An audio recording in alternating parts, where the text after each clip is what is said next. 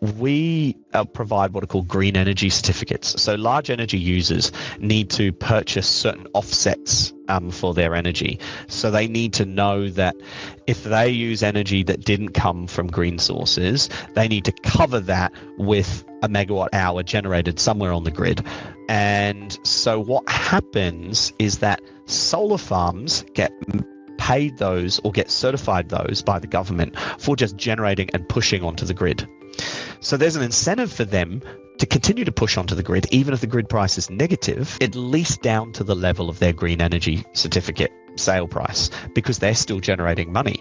And so what you then have is you have a situation where there's way too much load on the grid, and the grid is having to slam breakers, dump load. We're getting kind of transformers and thermal load banks with, design lives of 40 years, 60 years, needing to be replaced in 10 years, in 20 years, because the load on those things is in the wrong direction. It was never meant to be used constantly. It was meant to be the, the airbag for the grid when there was a hard problem. And those hard problems were supposed to be once a year, twice a year, maybe in a cyclone event. Now that airbag is getting deployed every single day. Every day, sometimes multiple times a day. These just sound like all big red flags, right?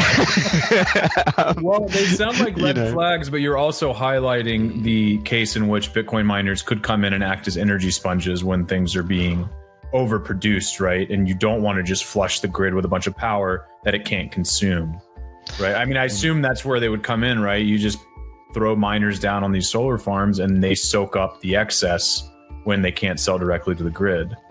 100%.